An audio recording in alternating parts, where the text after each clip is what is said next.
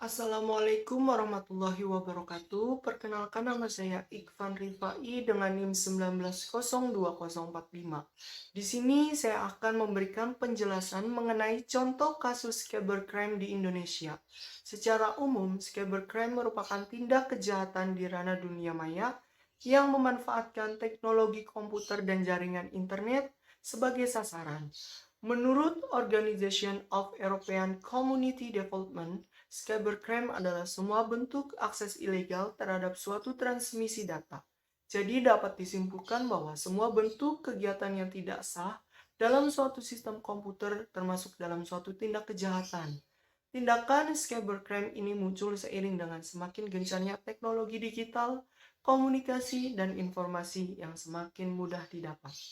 Adapun salah satu contoh kasus dari kejahatan cybercrime sendiri yaitu kasus belajar dari Google.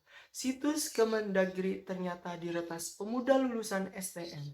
Dan dari contoh kasus tersebut juga merupakan kasus yang kita angkat untuk pembahasan kelompok kita. Dari pengungkapan kasus itu, situs tersebut diretas ABS, pemuda berusia 21 tahun yang merupakan lulusan SMK jurusan Teknik Mesin.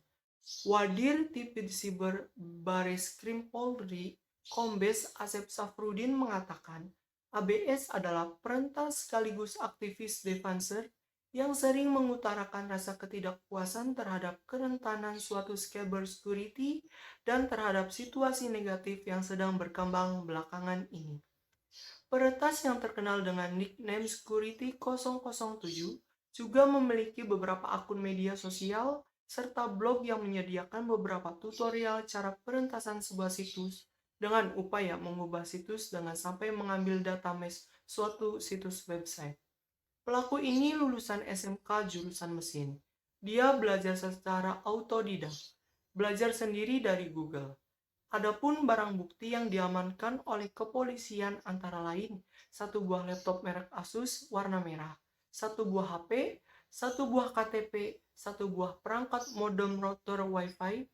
Atas perbuatannya itu, tersangka dikenai tindak pidana devancing dan illegal akses sebagaimana dimaksud dalam pasal 46 ayat 1, ayat 2 dan ayat 3, Jo pasal 30 ayat 1, ayat 2, ayat 3, pasal 48 ayat 1, Jo pasal 32 ayat 1, dan pasal 49 Jo pasal 33 Undang-Undang Nomor 19 Tahun 2016 tentang perubahan atas Undang-Undang Nomor 11 Tahun 2008 tentang Informasi dan Transaksi Elektronik UU ITE dengan ancaman 10 tahun penjara dan denda 10 miliar. Kemudian contoh lain dari cybercrime yaitu kasus Giselle, di mana video sur yang dilakukan Giselle dan MYD itu berdurasi 19 detik tersebar melalui media sosial dan membuat nama Giselle menjadi trending topik. Atas perbuatannya tersebut, maka Giselle dan MYD dijerat dengan pasal 4 ayat 1 Junto pasal 29 dan atau pasal 8 Undang-Undang Nomor 44 tentang pornografi, terancam hukuman penjara paling rendah 6 bulan, paling tinggi 12 tahun penjara. Dengan adanya kasus tersebut, maka kasus tersebut termasuk ke dalam cybercrime. Secara hukum, di Indonesia pun telah memiliki undang-undang khusus menyangkut kejahatan dunia maya, yaitu Undang-Undang ITE tahun 2016, yang membahas tentang tata cara, batasan penggunaan komputer, dan sanksi yang akan diberikan jika terdapat pelanggaran.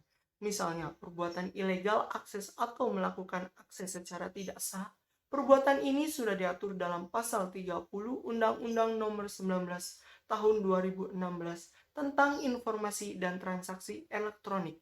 Disebutkan bahwa setiap orang dengan sengaja dan tanpa hak atau melawan hukum mengakses komputer dan atau sistem elektronik milik orang lain. Ayat 1. Dengan cara apapun. Ayat 2. Dengan cara apapun dengan tujuan untuk memperoleh informasi elektronik dan atau dokumen elektronik. Ayat 3. Dengan cara apapun dengan melanggar, menerobos, melampaui, atau menjebol sistem pengamanan. Nah, mungkin itu saja yang dapat saya sampaikan. Kurang lebihnya saya mohon maaf. Terima kasih atas perhatiannya, dan selanjutnya presentasi akan dilanjutkan oleh teman saya.